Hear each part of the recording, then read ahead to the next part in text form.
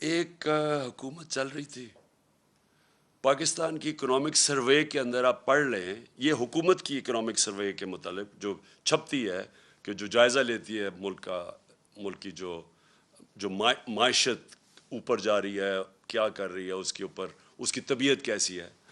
تو پاکستان کی economic survey کے مطابق 17 سال کے بعد سب سے زیادہ ہمارے آخری 2 سال میں ملک کی اکانومی ترقی کی ہے. ہماری گروتھ ریٹ بڑھی ہے 5.6% تیسرے سال، اور 6% جس سال ہمیں ہٹایا گیا. اس وقت ملک کی ساری جو انڈیکیٹرز تھے وہ صحیح طرف جا رہے تھے. سب سے بڑی چیز ہوتی ہے لارج سکیل مینوفیکچرنگ، آپ کی انڈسٹری. جب آپ کی انڈسٹری بڑھتی ہے تو سب سے زیادہ روزگار دیتی ہے. ہم نے ان ساری حکومتوں سے زیادہ کرونا کے باوجود سب سے زیادہ روزگار دیا تھا. تو لارج سکیل مینوفیکچرنگ جب بڑھتی ہے آپ کا ٹیکس بڑھتا ہے. وہ جب بڑھتی ہے روزگار کے علاوہ ملک کے اندر ویلتھ کریشن ہوتی ہے، دولت میں اضافہ ہوتا ہے. تو لارج سکیل مینوفیکچرنگ ریکارڈ طریقے سے بڑھ رہی تھی. زراعت، جس کے اوپر ہماری 60% آبادی اپنی زراعت کے اوپر ڈپینڈ کرتی ہے، زراعت کے اندر 4 فصلوں کے اندر ریکارڈ 2 سال ریکارڈ پرفارمنسز تھی. کسانوں کے پاس وہ پیسہ گیا جو اتنی سالوں کے بعد کبھی ایسا پیسہ نہیں ٹرانسفر ہوا تھا کسانوں کے پاس. جو گنے کی بیچارہ کسان جو پہلے باہر شوگر ملز کے انتظار کرتا تھا، اس کو پیسے بھی نہیں ملتے تھے، کٹوتی ہوتی تھی. اور وہ اس کے بعد کچھ جب کم، اگر 180 ریٹ ہے تو اس بیچارے کو 120 ملتا تھا. اور پھر وہ 1 سال کے بعد سب کچھ ہم نے ختم کیا، قانون بنائے اور ان کو پیسہ دلوایا، سب سے زیادہ پیسہ دلوایا.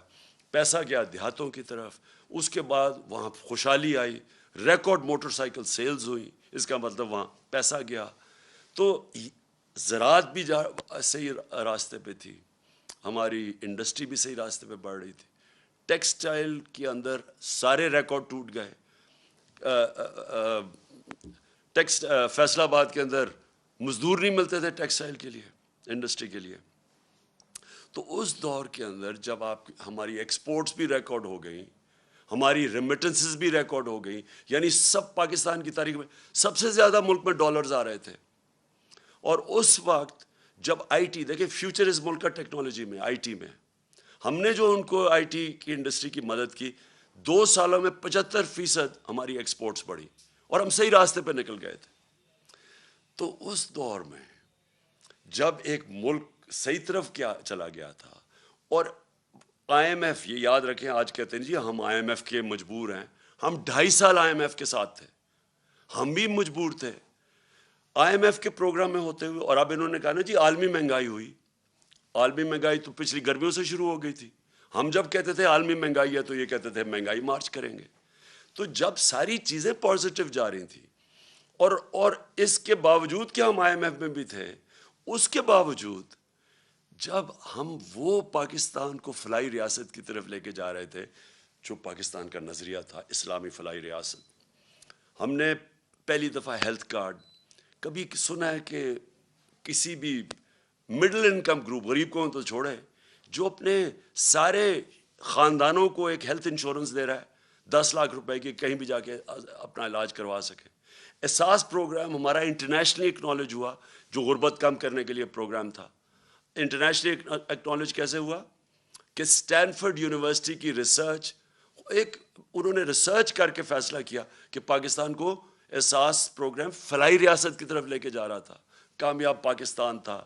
سستے قرضے نچلے 20 لاکھ خاندانوں کو دے رہے تھے تاکہ ہنر اب سیکھ سکیں، تاکہ وہ دکانیں کھول سکیں، کسان پیسہ لگا سکے.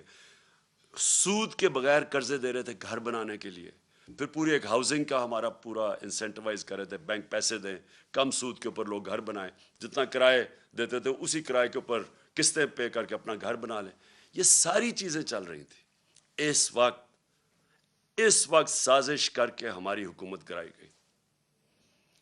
اور جب ہماری حکومت گرانے جا رہے تھے تو میں نے اور شوکت ترین نے پوری کوشش کی آگاہ کرنے کے لیے کہ یہ جو آج حالات ہیں انٹرنیشنل، جدھر ایک عالمی مہنگائی آئی ہوئی ہے جس کو کہتے ہیں کموڈٹی سپر سائیکل، اور اس کے علاوہ جو اس ملک کے اندر، جو ہمارے ملک کے اندر جو حالات ہیں اس وقت، اگر یہ گورنمنٹ گرائی گئی تو جب سیاسی اگر بحران آیا تو معیشت نہیں سنبھالی جائے گی.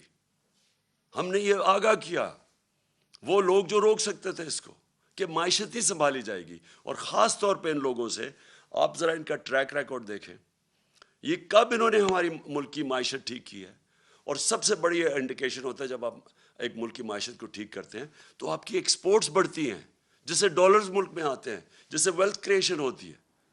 ان کے پچھلے 5 سال تو ایکسپورٹس بڑھی نہیں، جو یہ نون لیگ کے 5 سال تھے. ان کے جو دوسرے دور میں جو 97 سے 99 تک تھا، تب بھی کوئی ان کی ایکسپورٹس کے اندر اضافہ نہیں تھا. دونوں دفعہ انہوں نے اتنے بڑے بیرونی خسارے چھوڑ کے گئے. تو ان سے تو بڑھنی نہیں تھی، اور ہمیں پتہ تھا کہ کیوں آنا چاہتے ہیں، اور وہ واضح ہو گیا. آتے ساتھ ہی انہوں نے اپنے کرپشن کے کیسز معاف کروانے کی کوشش کی. وہ اسمبلی سے بل پاس کروا دیا ہے، جو انشاءاللہ میں کل سپریم کورٹ میں چیلنج کر رہا ہوں کہ 1100 ارب روپے کے، جب آپ اس کو ایگزامن کریں، 1100 ارب روپے کا جو پیسہ اس ملک کا چوری ہوا ہے، جو یہ لوگ جو اسمبلی میں بیٹھے ہوئے ہیں ان کا معاف ہونے جا رہا ہے. اور اس لیے وہ آئے تھے، کیسز اپنے ختم کروا رہے ہیں. ایف آئی اے کا کیس جو شہباز شریف کے اوپر اوپن اینڈ شٹ کیس، اس کے اور اس کے بیٹے کے اوپر 16 ارب روپے وہ معاف کروانے جا رہے تھے. تو یہ ہونا ہی تھا جو ہوا ہے. اور آج ہم کدھر کھڑے ہیں؟ آج بلومبرگ جو اب ایک انٹرنیشنل ادارہ ہے، سب اکانومسٹ جانتے ہیں، اس انٹرنیشنل ادارے کے مطابق آج پاکستان 4تھے نمبر پہ ہے وہ ملک جو ڈیفالٹ کرنے جا رہا ہے. ڈیفالٹ کا مطلب کہ ہمارے پاس ہم بینکرپٹ ہونے جا رہے ہیں، ملک کا دیوالیہ نکلنے جا رہا ہے. جس طرح سری لنکا جو نمبر 1 پہ ہے، جس طرح سری لنکا کا حال ہے، اب ہم 4تھے نمبر پہ آ گئے. اور موڈیز نے پاکستان کی نیگیٹو ریٹنگ کر دی ہے. موڈیز ہے جو ادارہ فیصلے کرتا ہے کہ ملک کے قرضے دینے کی اس کی کیا قابلیت ہے، قرضے واپس کرنے کی کیا قابلیت ہے. ہم جب تھے انہوں نے نیگیٹو سے اس کو پازیٹیو کیا تھا، آج وہ پھر نیگیٹو پہ چلی گئی ہے. اس کا مطلب کہ ہمیں قرضے بھی ملیں گے تو بہت مہنگے قرضے ملیں گے. اور وہ بھی ہمارے جو بانڈز ہیں ان کی اب قیمت دیکھیں کدھر سے کدھر گئی ہے. یعنی کس قیمت کے اوپر پاکستان کو اب قرضہ ملے گا. مجھے جو سب سے زیادہ خطرہ ہے وہ وابڈا کا ہے. وابڈا خود قرضے لیتی تھی باہر یہ ڈیمز بنانے کے لیے، آج اس کی ریٹنگ نیچے گر گئی ہے. اس کا مطلب وابڈا کو باہر سے قرضے نہیں ملیں گے، اور یہ جو اتنی 50 سال کے بعد ڈیمز بنانے جا رہے تھے. تو آج یہ جو سارا معاشی بحران ہے، اس کی وجہ تھی یہ سیاسی بحران جو ان کی سازش کی وجہ سے آیا تھا.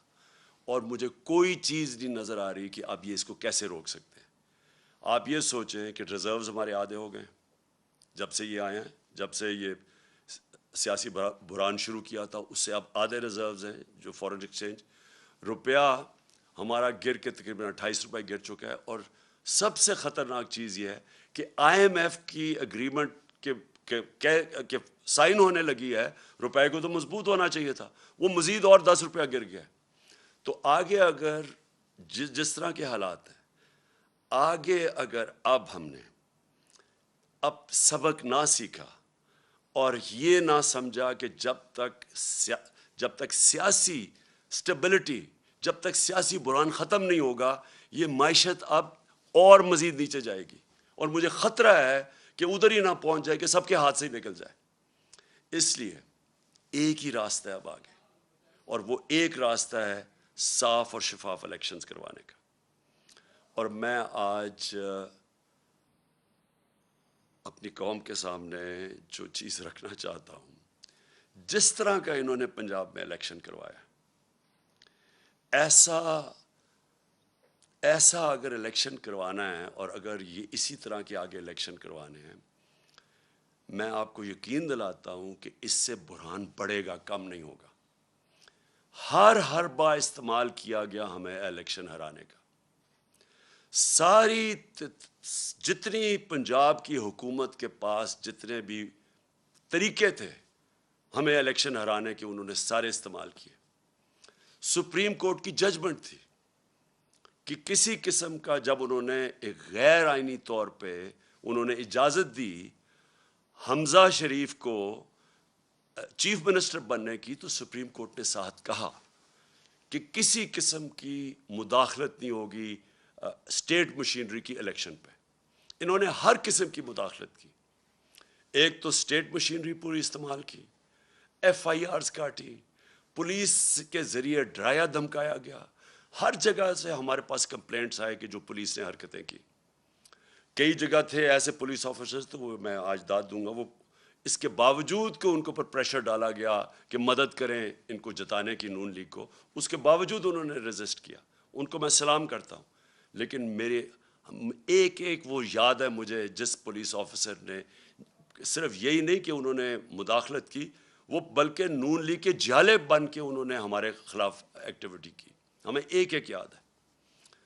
سپریم کورٹ کی یہ وائلیشن تھی، کنٹیمپٹ تھا سپریم کورٹ نے جو ان کو کہا تھا کہ انہوں نے کسی قسم کی، کیونکہ یہ عارضی چیف منسٹر، یہ کیئر ٹیکر ٹائپ تھا، اس کا کام ہی نہیں تھا حمزہ شریف کا کہ جس طرح استعمال کرتا پولیس کو۔ لیکن مجھے جو سب سے زیادہ مجھے جو افسوس ہے وہ یہ چیف الیکشن کمشنر کے اوپر ہے۔ چیف الیکشن کمشنر نے جو بددیانت داری کی ہے، ایک تو اہلیت بھی اس کے اندر نہیں ہے، 40 لاکھ لوگوں کو انہوں نے ان کو پتہ چلا کہ جی وہ کوئی کمپیوٹر مسٹیک ہوئی اور مر گئے۔ کہیں دنیا کے اندر اور اگر یہ ہوتا 40 لاکھ ووٹر مر جاتے، اس کو ریزائن کرنا پڑتا۔ لیکن اس کے علاوہ اس نے پوری طرح شرکت کی نون لیگ کو جتانے کے لیے۔ ہم 8 ہمارے پاس کیسز ہیں، 8 کیسز ہیں جو ہم الیکشن کمیشن کے پاس گئے اور وہ جائز کیسز لے کے اس کے پاس گئے، اس نے ریجیکٹ کر دیے۔ ہم پھر عدالت میں گئے اور 8 دفعہ عدالت نے ہمارے ساتھ کھڑے ہو کے ان کو اوور رول کیا، الیکشن کمیشن کو، جس کا مطلب کہ الیکشن کمیشن نے جان کے ہمارے خلاف ججمنٹ دی تھی۔ اس الیکشن کمشنر کے اوپر ہمیں کوئی اعتماد نہیں ہے۔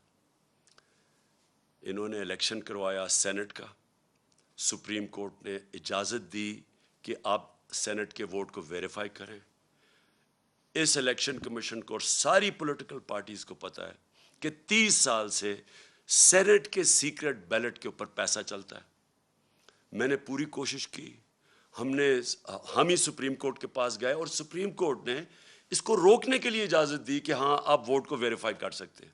اس الیکشن کمیشن نے اس کو اوور رول کیا، اور اس کے بعد جو الیکشن ہوا، جو پچھلے سینٹ الیکشن میں پیسہ چلا ہے، پاکستان کی تاریخ میں اتنا پیسہ نہیں چلا۔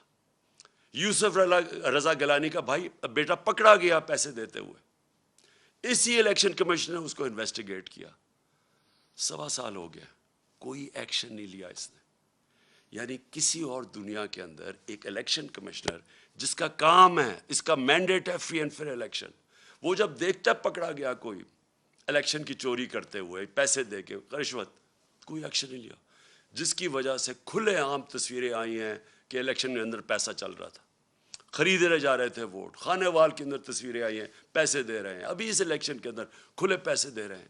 یہ وائلیشن ہے، یہ الیکشن، یہ ساری جو الیکشن کمیشن کے اندر جو قوانین ہے، آپ پیسے دے کے ووٹ نہیں خرید سکتے، رشوت نہیں آپ دے سکتے۔ کسی کو ڈر ہی نہیں تھا، کیونکہ اس نے کبھی روکا ہی کسی کو نہیں، کیونکہ یہ صرف روکتا تھا تحریک انصاف کو۔ اس کے سارے فیصلے ہمارے خلاف گئے اور یہ ان کو مدد کرتا تھا۔ اب سندھ کے اندر لوکل گورنمنٹ الیکشن ہوا، کبھی الیکشن کمیشنر نے کوشش کیا پتہ چلوانے کے لیے کہ Sindh election, local government election میں 15% کینڈیڈیٹ سے ٹکٹ ان اپوز جیت گئی پیپلز پارٹی، کبھی پتہ چلوایا؟ ڈسکا کا الیکشن ہوا، وہ تقریباً 400 پولنگ سٹیشن میں صرف 20 پولنگ سٹیشنز کے اوپر آر او نے کہا کہ بے ضابطے ہوئی ہیں۔ اس نے سارا الیکشن کھول دیا پی ٹی آئی کے ہمارے اگینسٹ، جو ہمیں ہروایا اس نے۔ تو جب لوکل گورنمنٹ الیکشن سندھ کا ہوا ہے، 15% لوگوں نے الیکشن پہ کھڑے ہی نہیں ہوئے، پتہ چلوایا کیوں؟ اور جب پتہ چلوائیں گے پیپلز پارٹی، یہ حکومت نے پوری پولیس کا استعمال کیا، پتہ چلوائیں کتنوں کے اوپر ایف آئی آرز کاٹی انہوں نے، اور پتہ چلوائیں کہ کیوں سندھ کا الیکشن کمیشن نے، جو ان کا سندھ کا الیکشن کمیشن، کیوں نہیں وہ بولا کیونکہ وہ سندھ گورنمنٹ کا نوکر ہے. وہ دونوں جگہ سے پیسے لے رہا ہے, سندھ گورنمنٹ سے بھی لے رہا ہے, الیکشن کمیشن سے بھی لے رہا ہے. اس کا کورٹ پڑا ہوا ہے, اس کا کیس پڑا ہوا ہے سپریم کورٹ میں, جو سنا ہی نہیں جا رہا. تو کیا وجہ ہے کہ یہ اتنی بڑی الیکشن کے اندر جو اوپنلی دھاندلیاں ہوتی ہیں اس کو فکر ہی نہیں ہے. صرف تحریک انصاف ڈسکا کے اوپر وہ کھڑا ہو گیا کہ جی بڑا اس نے کوئی انصاف دینا. یہ اس الیکشن کے اندر اس الیکشن کمیشن نے ہر حربہ استعمال کیا ہمیں ہرانے کا. ہم آج جیتے ہیں تو اس کے باوجود ہم جیتے ہیں تو اسٹیٹ مشینری جو انہوں نے استعمال کی اس کے باوجود جیتے ہیں. ہم جیتے اس لیے ہیں کہ پاکستان کے ووٹر جس طرح نکلا ہے, جنرل الیکشن میں ایسا ووٹر نہیں نکلا جو کہ اس بائی الیکشن میں نکلا ہے. میں 26 سال سے جلسے کر رہا ہوں. میری تو کوئی الیکٹیبل نہ تھا, نہ میری کوئی فیملی تھی پالیٹکس میں. میں تو شروعات تھوڑے سے لوگوں سے اور آہستہ آہستہ پبلک میں جا کے بیداری پیدا کر کے, اور ایک دن 14-15 سال کے بعد دن ایسا آیا کہ لوگوں نے میری بات سننی شروع کر دی. باتیں یہی میں کہہ رہا ہوں, پاکستان کا مطلب کیا, لا الہ الا اللہ, یہ میں 26 سال سے کہہ رہا ہوں, یہ کوئی نئی بات نہیں کر رہا. لیکن ایک وقت آیا کہ اللہ نے لوگوں کے دلوں میں ڈال دیا اور میری پارٹی کھڑی ہونی شروع ہوئی, اور میں نے ساری پالیٹکس کی ہے پبلک کو ساتھ ملا کے. کبھی 26 سال میں نے کبھی اس طرح کی بیداری نہیں دیکھی, میں نے کبھی اپنی قوم میں ایسا شعور نہیں دیکھا جو میں نے اس بائی الیکشن ان 3 مہینے میں دیکھا. جب مجھے سازش کے تحت 9 اپریل کو جب میں پرائم منسٹر ہاؤس سے نکلا اپنی ڈائری پکڑ کے, تو میرے مخالفین سب کا جنہوں نے سازش کی ان کا خیال تھا کہ اب مٹھائیاں بانٹے گی اور ساری دنیا اس کو برا بھلا کہے گی. میڈیا کا پورا ایک گروپ ساتھ ملا ہوا تھا ان کے, اور ان میڈیا نے پوری کیمپین چلائی اس کے اگینسٹ. میں پھر سلام کرتا ہوں وہ میڈیا جو اس کے باوجود کھڑا رہا رائے حق پہ, سچ پہ. کیمپین چلائی گئی, انہوں نے پہلے بلیک آؤٹ کروایا ہمارا, اور پھر ان ساروں نے آ کے میرے پر کیسز بنانے شروع کر دیے. ہمیں جو 25 ہم جب ایک پرامن احتجاج کر رہے تھے کہ بیرونی سازش کے تحت ان کو بٹھایا ہے, وہ لوگ 60% کیبنٹ ضمانت پہ. شہباز شریف اور اس کا بیٹے کو سزا ہونے لگی تھی FIA کیس میں. کبھی کوئی تصور کر سکتا ہے کہ الیکشن کمیشن اجازت دے دے ان لوگوں کو الیکشن لڑنے کی؟ عموماً ساری دنیا میں الیکشن کمیشن, اگر آپ کے اوپر آپ انڈر ٹرائل ہوں, آپ کے اوپر اربوں روپے کے کرپشن کے کیسز ہوں, تو عموماً الیکشن کمیشن کہتی ہے کہ پہلے اپنے آپ کو کلیئر کرو اور پھر آ کے الیکشن لڑو. یہاں الیکشن لڑا رہے تھے اپنے آپ کو کلیئر کرنے کے لیے کرپشن سے. یہ کبھی دنیا میں ایسے نہیں ہوا کہ آپ پہلے الیکشن لڑیں, آپ اقتدار میں, اور پھر اپنے کیسز ختم کر دیں, یعنی خود ہی ملزم ہی قاضی بن جائے. یہ الیکشن کمیشن نے اجازت دی تھی ان کو. یہ لوگ آ کے اوپر بیٹھے.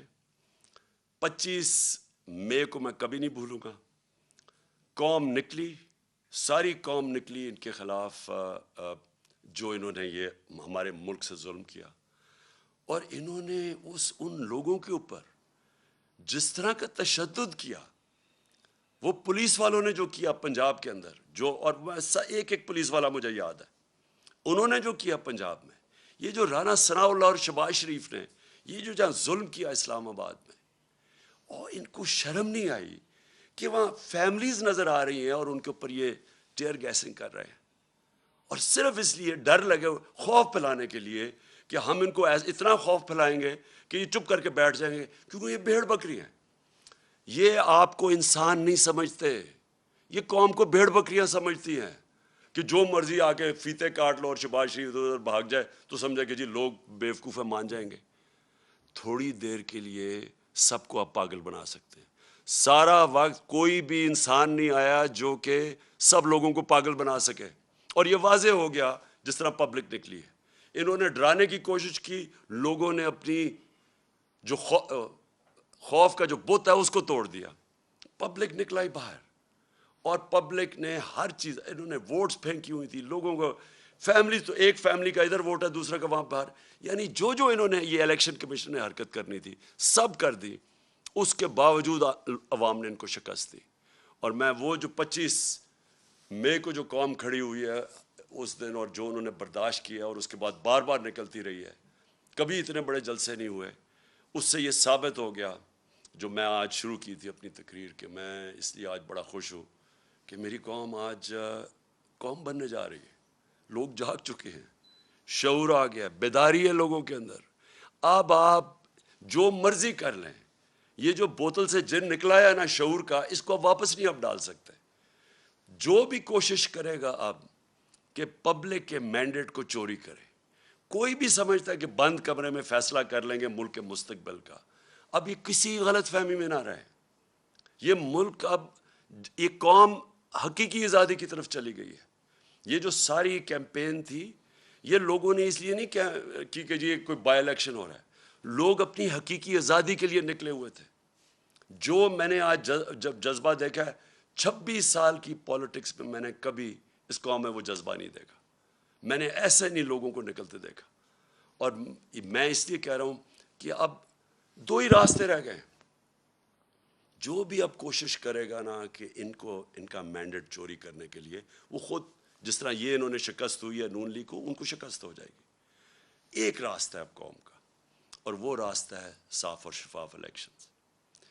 جو اس کے علاوہ میں بار بار کہہ رہا ہوں, اور میں جب مجھے انہوں نے ہٹایا وہاں سے, جب ہٹانے کی کوشش کر رہے تھے, تو میں نے, آپ کو پتہ ہے کہ میں نے الیکشنز اناؤنس کر دیے تھے, لیکن پھر وہ ہماری عدالتوں نے اس کو اوور ٹرن کر دیا. میں ابھی بھی سمجھتا ہوں کہ ملک کے لیے وہ بہترین فیصلہ تھا. اگر سیاسی انتشار پیدا ہی کر دیا تو بیسٹ طریقہ عوام کو فیصلہ کرنے دیں کون کس کو وہ چاہتے ہیں کہ اس ملک کی قیادت کرے. میں ابھی بھی یہ کہہ رہا ہوں, ایک راستہ ہے اس قوم کا, صاف اور شفاف الیکشن. اور صاف اور شفاف الیکشن اس الیکشن کمیشن کے اندر نیچے کبھی بھی نہیں ہو سکتا. یہ ایک ملک کی جو سب سے بڑی سیاسی جماعت ہے, اس کو کوئی اعتماد ہی اس الیکشن کمیشنر پہ نہیں ہے. بار بار یہ ہمیں ڈسا ہے, بار بار یہ ہمارے خلاف کیا ہے, اور اس نے کھل کے ہمارے اسٹیٹمنٹس دیے ہیں, اور ہمیں پتہ ہے یہ لاہور میں جا کے کن کے قدموں میں بیٹھتا رہتا. میں یہ اس الیکشن کمیشنر کو آج کہوں گا کہ آپ کے پاس راستہ ہے, آپ ریزائن کریں. ایک ہی آپ کے لیے طریقہ ہے. آپ ہو ہی نہیں سکتا کہ جب میچ کھیلنے جا رہے ہیں, 2 ٹیمیں ہیں, ایک ٹیم کہتی ہے مجھے امپائر پہ اعتماد ہی نہیں ہے. کرکٹ میں بھی جب ہم میچ کھیلنے جاتے تھے ہم کہتے تھے ایک امپائر پہ اعتماد نہیں, اس امپائر کو ہٹایا جاتا تھا. ہمیں اعتماد ہی نہیں ہے اس کے اوپر, اور یہ ہمارے اوپر مسلط ہوا ہے.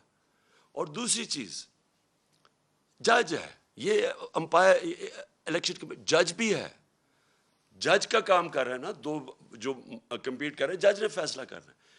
ہر عدالت کے اندر اگر آپ ایک جج کو سمجھتے ہیں متنازع ہے, وہ ریکیوز کرتا ہے اپنے آپ کو. تو مہربانی کر کے آپ کو ریزائن کرنا چاہیے. ہمیں کوئی آپ کے اوپر کانفیڈنس نہیں ہے, قوم کو آپ کے اوپر کوئی کانفیڈنس نہیں ہے. آپ ایک بائسڈ آدمی ہیں, اور آپ ایک پارٹی کے ساتھ بالکل جڑے ہوئے ہیں. اور آپ نے جو سندھ کا بھی الیکشن کروایا, اس کا آپ ذرا سندھ کے لوگوں سے پوچھیں, ذرا سروے کروائیں سندھ میں کہ جو لوکل گورنمنٹ کا الیکشن ہوا ہے کیا عوام اس کو تسلیم کرتی ہے. اس لیے میں آخر میں اللہ کا شکر پھر سے کرتا ہوں. اپنے نبی صلی اللہ علیہ وسلم کا ہمارے اوپر نظر ہے, ہم ان کی امت ہیں. میں اپنی عوام کا, خاص طور پہ پھر سے اپنے نوجوانوں کا, اپنی خواتین کا, ان کا سب میں شکر ادا کرتا ہوں, شکریہ ادا کرتا ہوں جس طرح وہ جس تعداد میں نکلے. اور میں اس میڈیا کا بھی شکر ادا کرتا ہوں, شکریہ ادا کرتا ہوں, جنہوں نے ہر پریشر کے باوجود انہوں نے ہماری سپورٹ کی. انہوں نے ہماری سپورٹ کیا کی, انہوں نے ہمیں بلیک آؤٹ نہیں کیا, ہمیں موقع دیا اپنا موقف رکھنے کا. اور مجھے پتہ ہے کہ کس طرح کے پریشرز تھے. اب پاکستان کو آگے بڑھنا چاہیے. ہمارے سامنے بڑے چیلنجز ہیں جو سازش کے تحت ملک کو ڈی سٹیبلائز کر دیا, اور معیشت جو نیچے جا رہی ہے, عوام مہنگائی میں پس گئی ہے. آج حالات دیکھیں کہ آج جو پٹرول اور ڈیزل ہے اس کی قیمت دیکھیں کہ انہوں نے 18 روپے پیٹرول کم کیا ہے, اور 35 روپے ڈیزل کم کیا, اور پہلے ڈیزل کو 130 روپے بڑھا دیا اور پٹرول کو 100 روپیہ بڑھا دیا. انٹرنیشنل مارکیٹ کے اندر آج جب ہم گئے تھے تو تیل بک رہا تھا 103 روپے, 103 ڈالر پہ بک رہا تھا تیل. آج وہ 95 پہ پہنچ گیا. تو ان کو نیچے کرنا چاہیے. اس وقت بھی لوگوں کے اوپر کم بوجھ ڈالنا چاہیے. لیکن معیشت تب ٹھیک ہوگی جب یہاں سیاسی سٹیبلٹی آئے گی, استحکام ہوگا. اور اس لیے میں آج ساری اپنی قوم کو اپیل کرتا ہوں کہ ہم سب کو اب ایک ہی طرف دیکھنا چاہیے کہ کیسے ہم اس ملک میں صاف اور شفاف الیکشن کروا کے اس ملک کو اب اٹھا سکتے ہیں, ڈیولپمنٹ کی طرف لے سکتے ہیں. میرا جو تجربہ ہوا ہے 3.5 سال میں, ایک دفعہ سیاسی سٹیبلٹی آ جائے ملک میں, سیاسی استحکام آ جائے, یہ ملک کے اندر اتنا بڑا پوٹینشیل ہے بڑھنے کا. اور سب سے بڑا آخر میں کہہ بھی دوں جو پوٹینشیل ہے, دیکھیں ہماری ایکسپورٹس بڑھنے میں ہمارا سب سے مسئلہ کیا ہے کہ ہمارے ڈالر کم ہو جاتے ہیں. ہم بڑھنے لگتے ہیں اکانومی کیونکہ ہم نے کبھی ایکسپورٹس پہ توجہ نہیں دی, ڈالر کم ہونے شروع ہو جاتے ہیں, ہمیں IMF کے پاس جانا پڑتا ہے. لیکن ہمارا اتنا بڑا اثاثہ بیٹھا ہوا ہے باہر, بیرون ملک پاکستانی, یہ ہمارا بہت بڑا اثاثہ ہے. ہم جیسے جیسے یہاں سیاسی استحکام آتا جائے گا, سٹیبلٹی آتی جائے گی, یہ لوگ انویسٹ کریں گے پاکستان میں. یہ تب تک نہیں انویسٹ کریں گے جب تک یہ ملک کے اندر یہ جو بحران رہے گا سیاسی. یہ ہے ہمارا اثاثہ. ان کا پیسہ لانے کے لیے, ڈالرز لانے کے لیے ہمیں پولیٹیکل سٹیبلٹی چاہیے. اس کے لیے ہمیں صاف اور شفاف الیکشنز چاہیے. پاکستان پائندہ باد.